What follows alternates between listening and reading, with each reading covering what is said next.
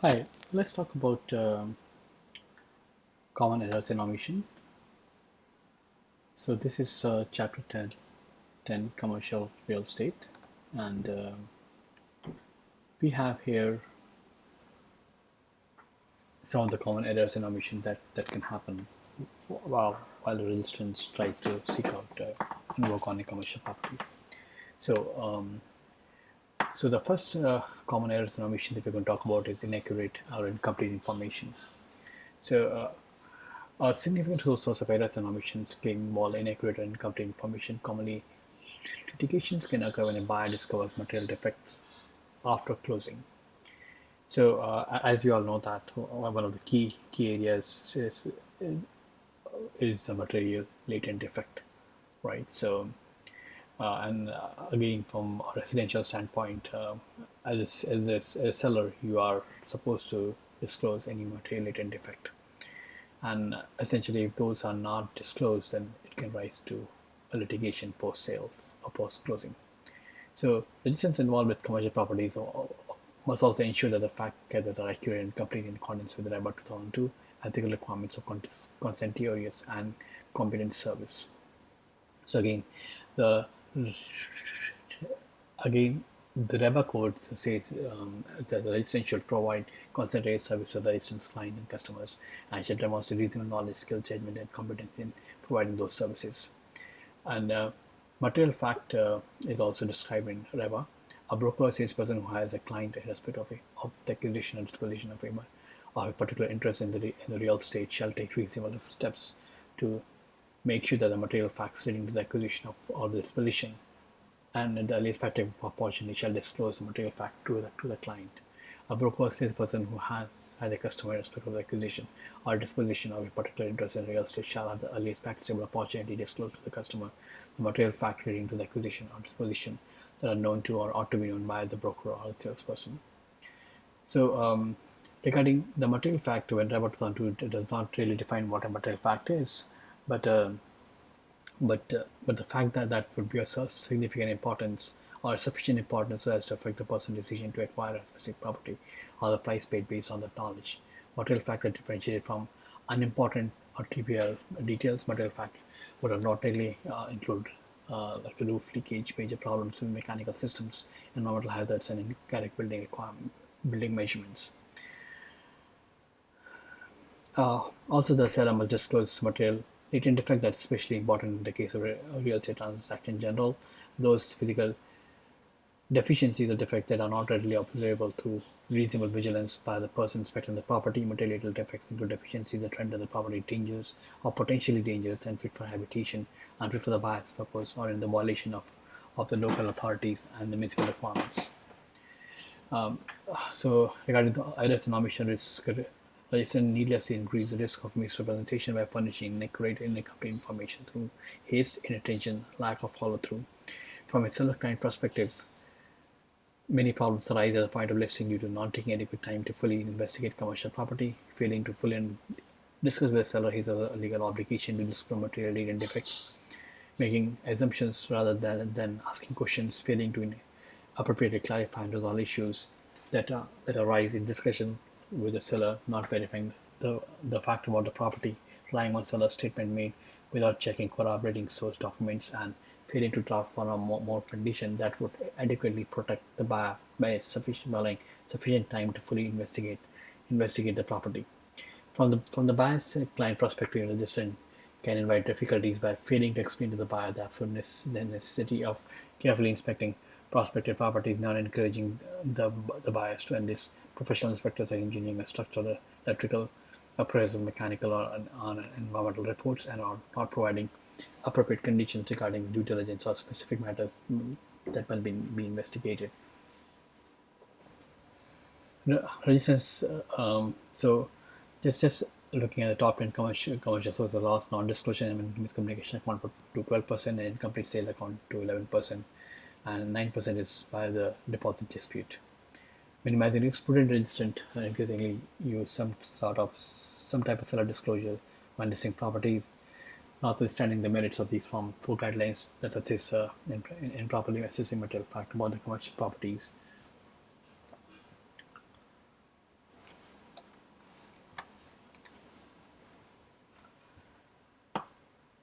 are so essentially the four guidelines. One is inquire, investigate, verify, and disclose. So inquire, take the time to ask specific questions of the seller concerning such matters like roof, water, seepage, and condition of HVAC, plumbing, electrical systems. Investigate, carefully analyze the condition of such items to direct personal inspections. And with regards to verify, point out the deficiency to the seller based on the personal investigation and request additional information. And on assurance concerning these matters, inform the seller that the material latent defect must be disclosed to the buyer. And regarding the disclosure, disclose to the existence of the material related defect to the buyer and allow buyer sufficient time to investigate such items further. Helpful questions. Due diligence can uncover potential problem areas concerning commercial property. Potential buyers should seek appropriate professional for legal, for financial, legal, structural, and environmental consideration. At the same time, registrants can equip themselves with relevant questions to gather a broader and more accurate understanding of the property being listed. The following questions are are from property sellers property information act form 220, like does any party have ownership interest if your seller owns the adjoining land, has a consent been to sever been obtained within the last 2 years, is there a plan of survey showing that location of all buildings improvement is title subject to the first right of refusal options, lease rental agreement, or other listings. Is the building connected to the municipal server? Is the building connected to the municipal water? Is the building connected to the private or community water system? Is there a well that you are aware of regarding the quantity of water? Was the depth? Is the water take or dirt? Or what is the gallon per minute flow? Can this be information beyond verified? Are you aware of any storage problem with the system? Is any is there any sketch of the system? What about the loading of the subject property, and a bunch of other questions like that. Coming on to the next section, inadequate documentation. The registrant must maintain a proper paper trail. Let's see the document in support of and in evidence of the past conduct. A well-documented paper trail is critical should past events come under scrutiny. Poorly documented files are a source of a risk. Research indicates that the weakest link in the paper trail may attract liability. Insured parties, be they customers or client, frequently undertake a careful examination of all documentation prepared by the registrants, seeking the weak link to pursue legal action. Errors and omission risk. Registrants face unnecessary risk by not maintaining adequate records. Key problem areas center on not maintaining a personal filing system, failing to retain copies, not ensuring that all the items entering the file system are date stamped along with the providing short notes concerning the circumstances affecting the specific transaction, not investing in a proper paper-based or electronic file planner system, not consistently using the planner or inserting detailed notes regarding appointment and events in order to reconsider the past if the need arises, failing failing to maintain a duplicate message log at home given that many important messages are received during evenings and weekends, and failing to maintain a proper electronic log of email correspondence.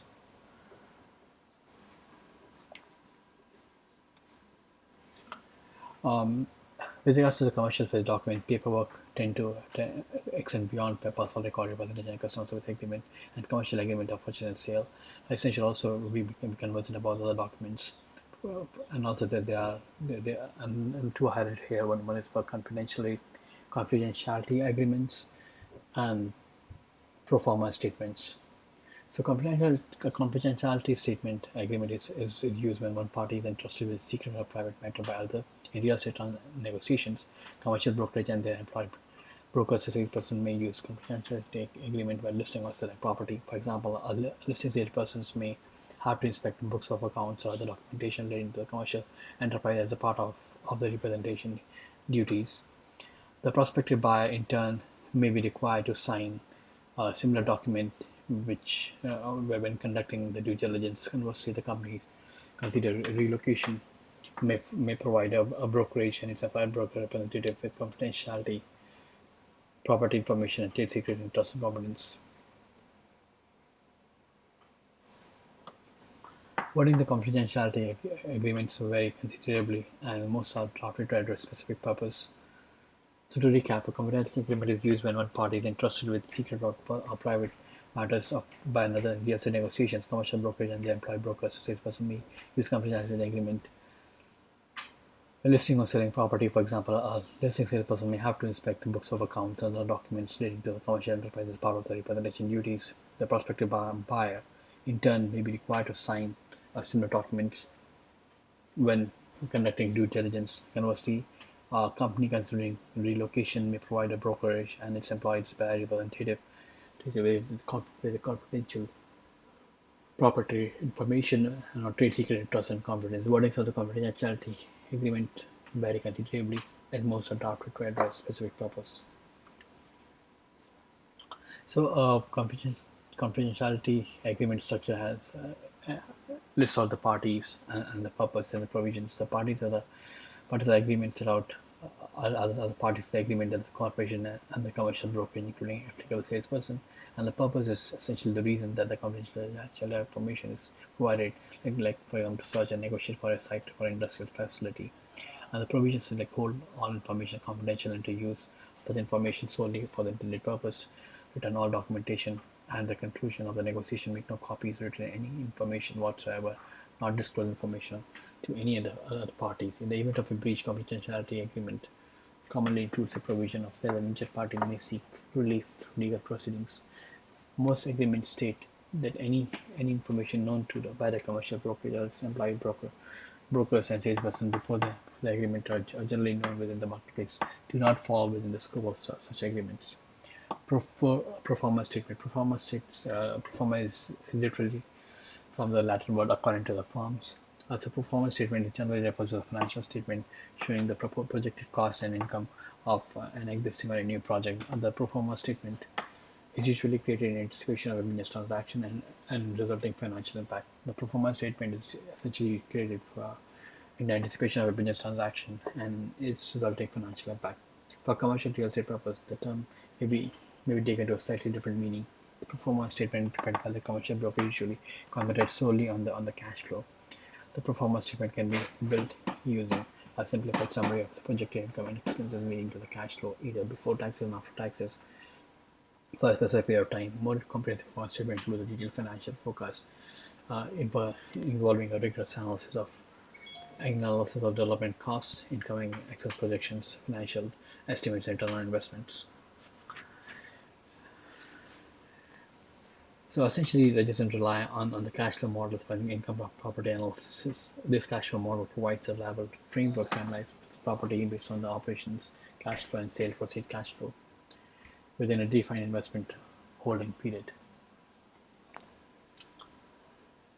So any salesperson or broker conducting the use of performance statement should consider directly with the broker or record manager regarding internal procedures and form use. Performance statement assembly estimates the general guideline and should include an appropriate disclaimer that includes a statement about assumptions made and limitation of the data provided. So to recap, inadequate documentation can be an issue, and they are commercials in the commercial transaction. There are specific documents like confidentiality statement and pro forma, which also needs to be considered. Moving on to the third section, land contamination. Uh, land contamination is essentially an environmental issue. So in fact, potential problems can be avoided with the license. Use Look at the clause of 24 in the agreement of purchase and sale commercial with all sellers, with all clients and customers. Additionally, the license may wish to have the parties initial these clauses as evidence that they have read and understood the intent. The parties acknowledge that any information provided by the brokerage is not a legal, tax, or environmental advice, and that it has been recommended that the parties seek independent professional advice prior to signing this document. Error and omission risk.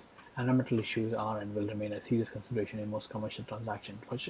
Fortunately, most knowledgeable buyers are already aware of the potential environmental problems and take appropriate steps to minimize it. However, resistance can invite problems by failing to openly discuss environmental concerns with buyers and sellers, not recommending appropriate experts, not providing appropriate clauses, affording the buyers and sellers adequate time for detailed investigation, failing to take time to look for any apparent sign of contamination, and not asking sellers about any current or past uses to gain a better understanding about the property. So these are like 5 or 6 conditions that have to be watched out for. Again, look for the visual clues like land contamination, including groundwater contamination, encompasses many topics, including prior use of the land, seepage from industrial, commercial, residential, agriculture uses, and the presence of asbestos, lead, PCBs, and other environmental hazards.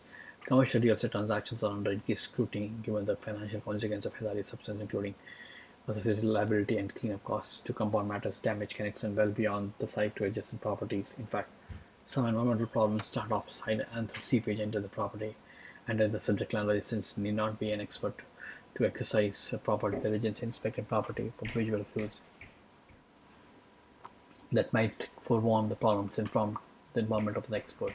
Residential exercise due care concerning gas station, cycling facilities, automobile maintenance garage, rail yards, refinery areas and similar operations, old landfill sites, vacant land stored with debris and or abandoned structures, vacant land with surface water that is odorous or discolored, property that has a lower grade level than adjacent potential then the adjacent potential source of contamination, evidence of metal bulk storage containers or barrels, including remnants thereof, and any indication of underground buried material like surface vents or metal over the plates, or all metal cover plates, buildings that have been altered or uses changed since original construction, older structures with few or no mechanical or structural upgrades, land plan for development if there is any confusion at all about past uses of that land, environmental insurance.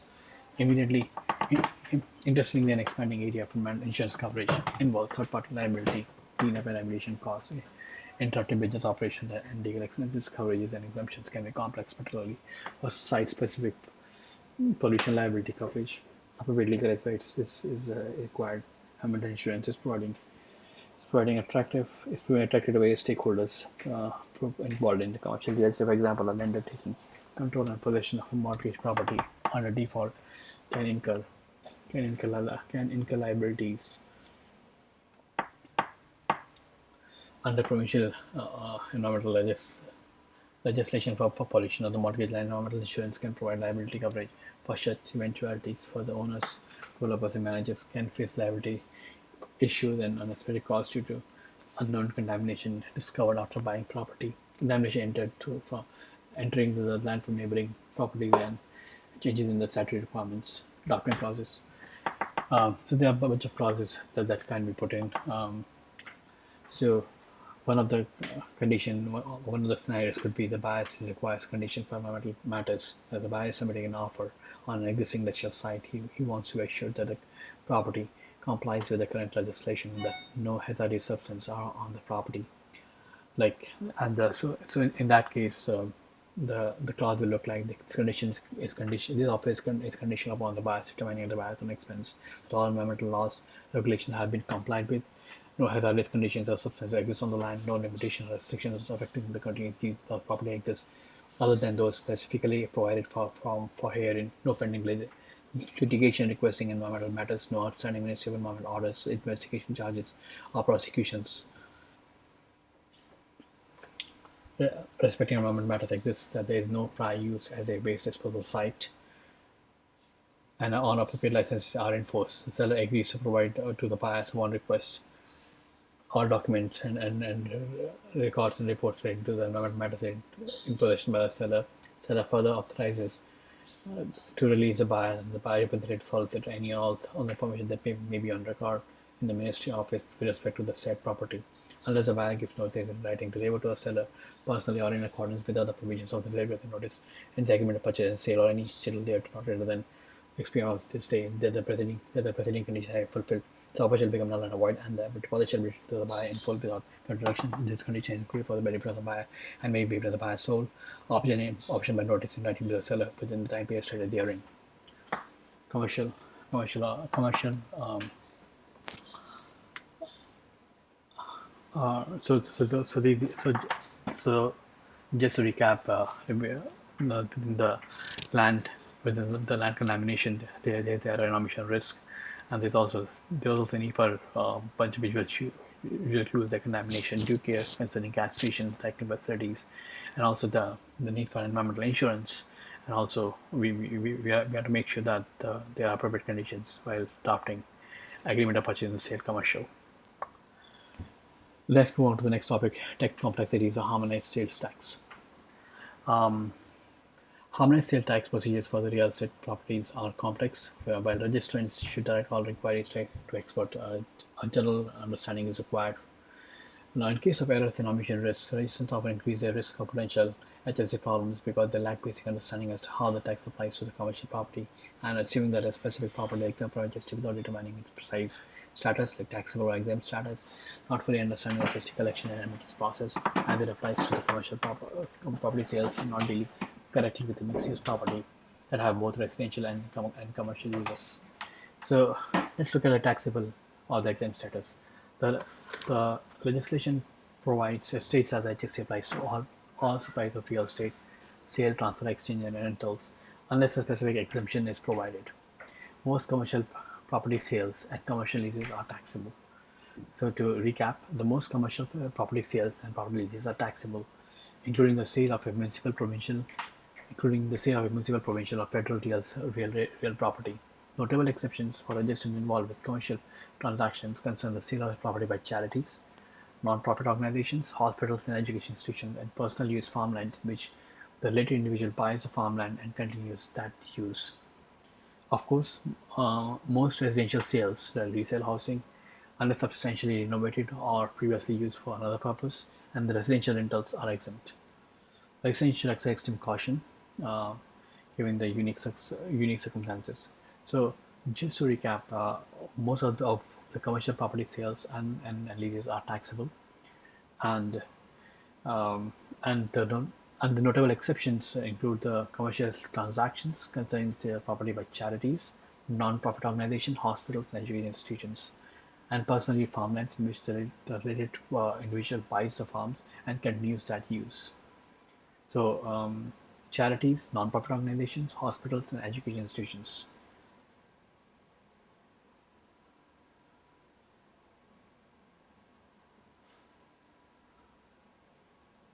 And the personal use farmlands in which the individual buys the farm and continues that use. Only those are exempt from from the GST. And again, on the residential side, the residential housing or rather the resale housing and residential rentals are exempt. Registration exercise extreme caution regarding some unique circumstances. Tax emergency is commercial property. In most situations, the supplier of the good, that is the owner of the real property, is responsible to remit HST. For real property, the payment must be made at the point of ownership transfer or the possession of the property, whichever comes first. However, with large commercial transactions, the payment of HST at closing would involve a heavy cash flow burden if remitted by the buyer to the seller at closing. The timing is the issue. Seller would submit the buyer's HST payment with his or her return. The buyer would ultimately receive the input tax credit for the amount paid, but a significant amount of the time could pass. To offset this timing issue, a special rule applies for the sale of commercial properties. The seller is not required to collect the HST. Seller is not required to collect the HST provided that certain conditions are met. A seller must, however, ensure that the buyer fully complies with all the remittance requirement.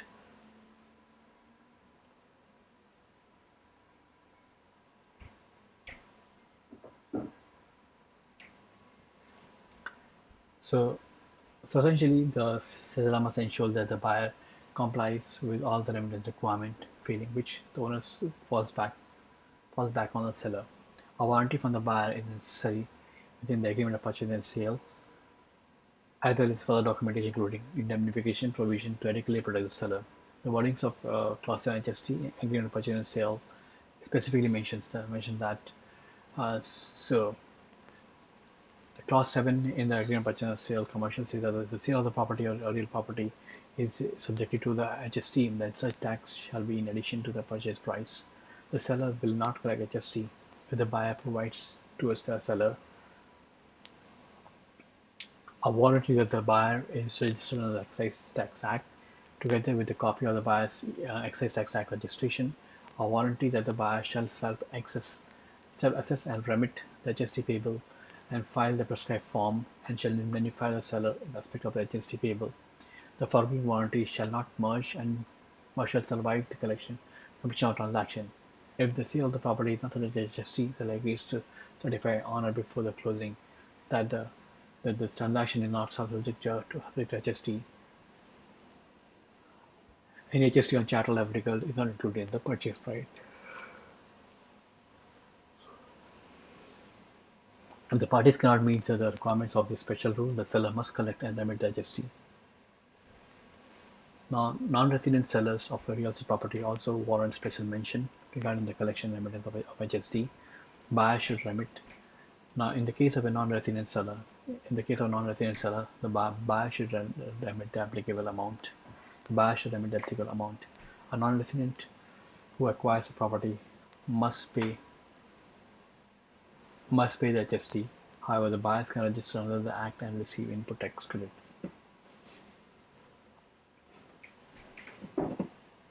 Mixed-use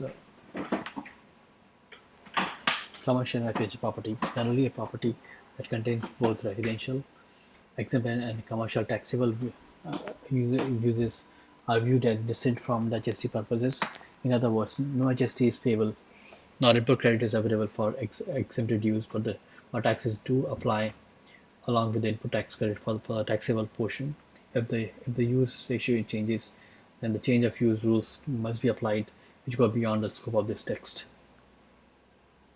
Generally, a property which contains residential and commercial are viewed as distinct from entities for HST purposes. In other words, no HST is payable, nor input credit is available for exempted to use, but taxes do apply input tax credit for taxable property portion. If the use ratio changes, then the change of use rule must be applied. Tax complexity is non-resident and property tax.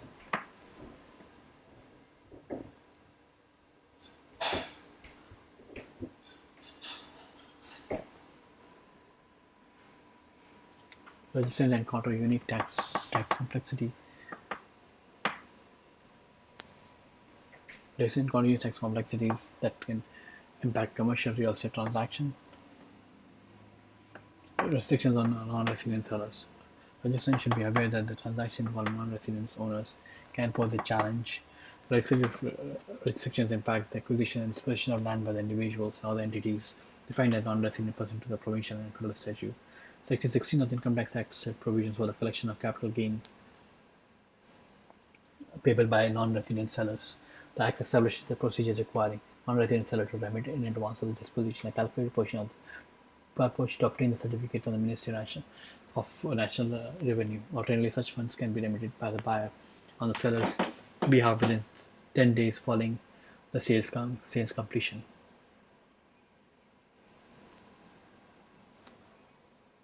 Specified percentage required by the ministry is calculated using the amount by which the sale proceeds exceeds the adjusted property adjusted cost basis. Adjustants should be aware that the disposition of applicable property or deficient property may complicate the situation as recapture comes into play when establishing the calculated amount. Issues concern non-residency address and sale Form 500. The agreement requires that the necessary amount be credited to the buyer by the seller to satisfy the non-residency provisions of the Income Tax Act, unless a minister's certificate is obtained.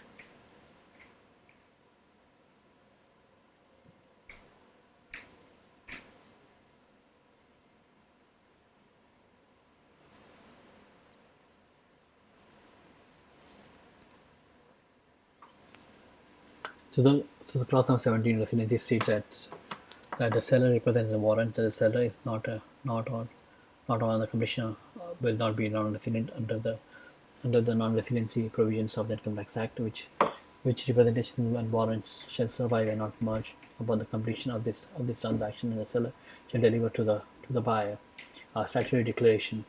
The seller is not then a non-resident of Canada, provided that the seller is a non-resident under the non-residency provision of the Income Tax Act. The buyer shall be credited towards the purchase price with the amount, if any, necessary for the buyers to pay to the Minister of National Revenue to satisfy the buyer's liability in the tax payable by the seller under the non-residency provisions of the Income Tax Act. By reasons of this sale, buyers shall not claim such credit if the seller delivers on the completion the prescribed certificate.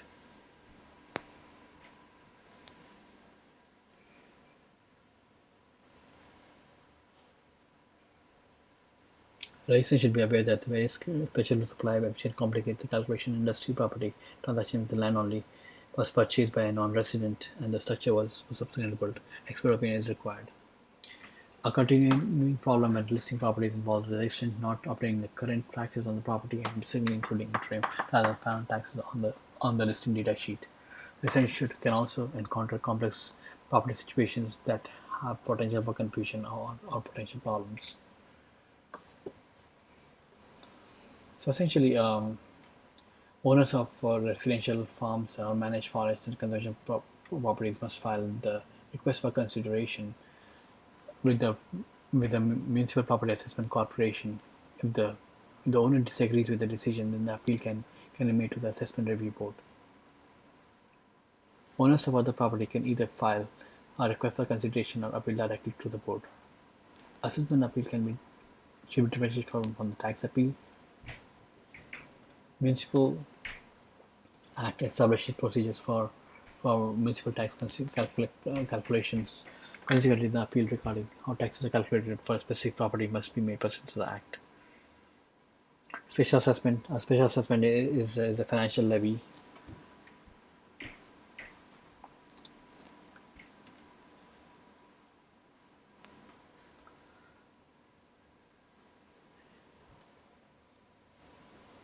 made against those specific parts of the property that directly benefit from the special assessment. For a distance, special assessment are typically encountered in two areas: taxation and condominium property. Under taxation, the taxing authority may levy a special assessment for improvements within a particular area, like installation of curbs and sidewalks.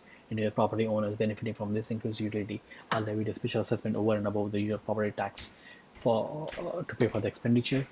And with a condominium property, special assessment normally levied against all unit owners to make up for deficiency in the reserve fund in contemplating the repair or replacement concerning the common elements of the condominium. So, to recap, the tax complexity with regards to the non-resident and the property taxes. Now, in case of a non-resident, the Act establishes um, a procedure requiring the non-resident seller to remit in advance of the disposition a calculated amount to obtain a certificate from the Ministry of National Revenue, and that percentage is the percentage of state proceed manager's cost basis. Again, necessary amount to be credited to the buyer by the seller to satisfy the non-resident provisions unless a minister certificate is included. So essentially, but the buyer is liable under the Act for taxes owned by the non-resident seller. So either the certificate given by the seller or the buyer withholds. And with regards to the property tax, there can be assessment and the tax appeal. The owners of residential farm or managed farm or a, or a on a conservation property must file the request for consideration with MPAC. If the owner disagrees, appeal can be made to the Assessment Review Board.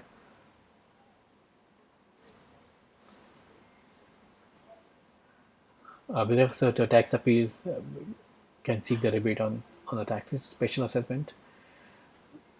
There can be a special assessment for taxation or because of the condominium property.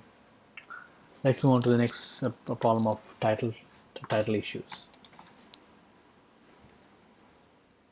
Legislators are not normally involved with the title-related problems, but should be particularly cautious regarding the easement when listing and selling commercial properties. Problems can arise if such an easement is not properly documented as background.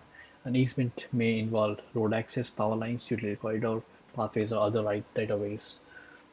Errors and omission risks. So typical errors and omission made by the registrant and buyers concerning easement, encroachment, property boundaries, and related items include not asking the seller about the any known easement on the property and not dwelling further when the seller is uncertain, failing to confirm property details through a source document, presented to appreciate dangers associated with relying on the dated survey, not including condition in the agreement or for the new survey where appropriate. Many historical documents supplied by the seller may lack precision in describing an easement, following his example leading to the older deed with vague wordings that lack the general varies in bond description for the easement. Like many historical documents produced by the seller may lack precision in describing an easement. The agent should ask for appropriate legal guidance when encountering this sort of description, as it would not only cause confusion and problems. In particular, something saying like 30 feet of road to the lot number 9 and running southerly can be problematic. The easement must be fully detailed to minimize problems and include at present, reference plans must be deposited in the land registry office for all changes to the land, and including a visual portrait of the newly created easement relating to the applicable land. That is, in bond descriptions and reference plans are used. Agreement of sale wordings. The agreement of sale commercial contemplates the existence of easement.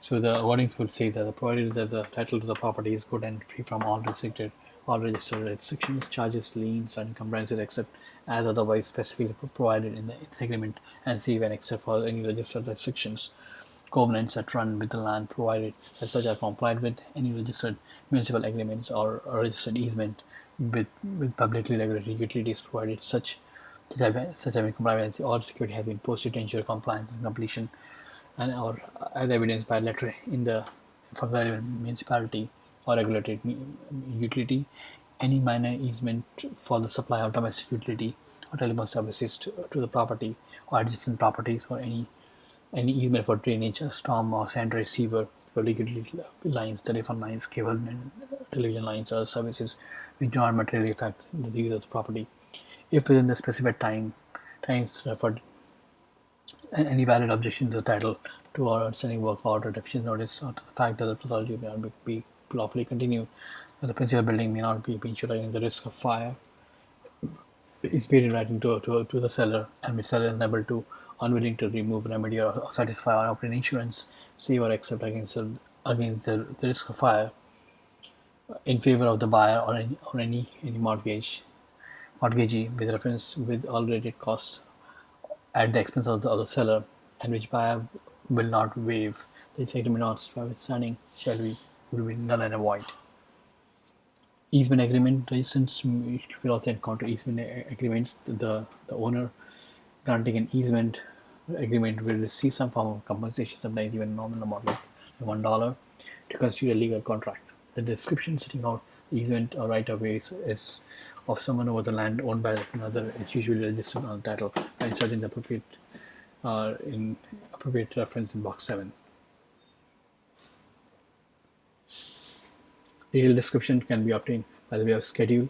A document general is required to delete an easement from the property. A reference plan showing the easement is deposited to the land registry office. No standard easement exists. Let's look at the limitations of use. Limitations of use. The owners of the property containing an easement may be restricted in its use, and its limitation can affect the overall land value. Many different size and types of easements are possible. A single property may be subject to several easements: a natural gas line, or a drainage swell, or a large catch basin, underground stormwater drainage pipe.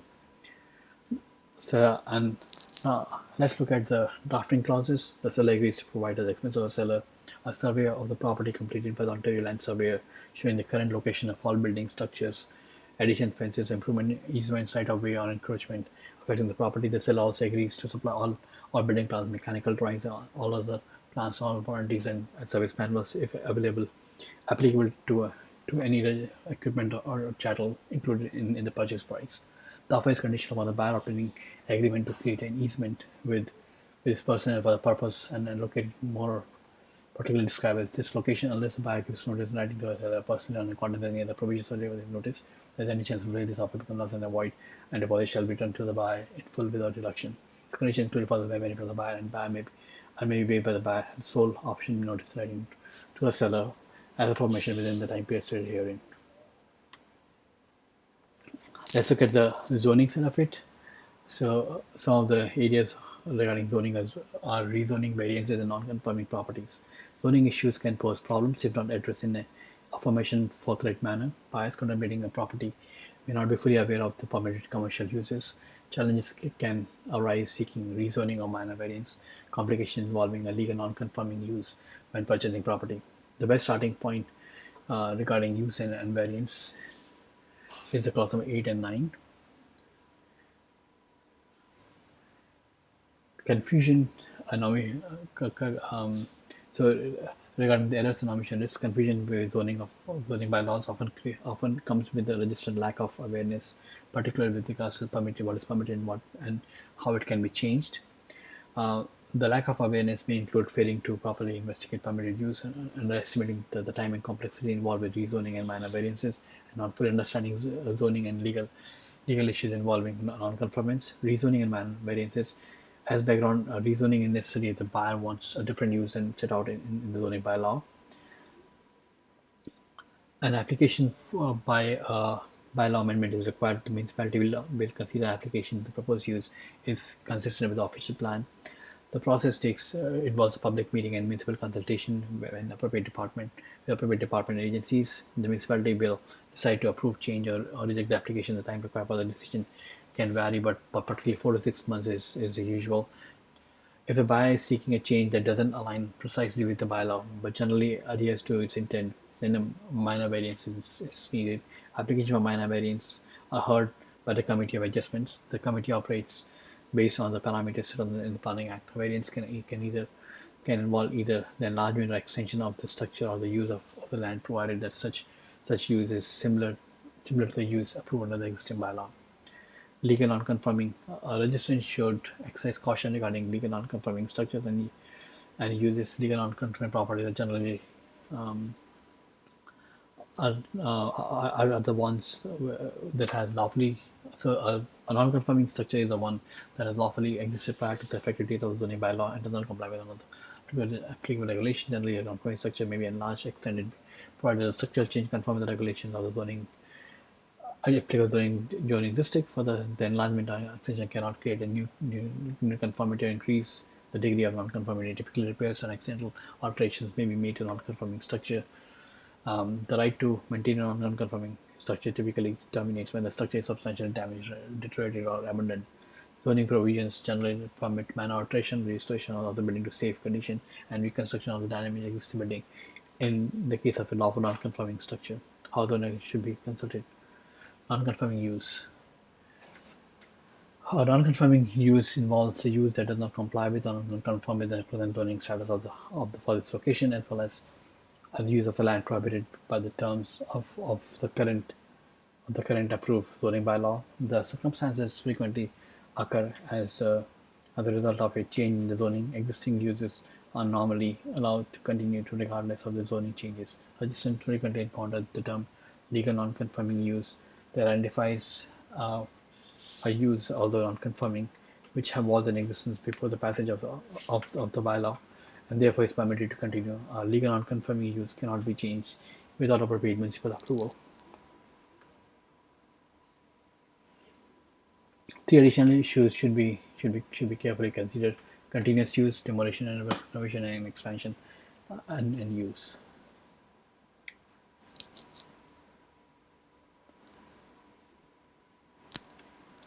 I think with this we are done. Thanks for your time. Bye.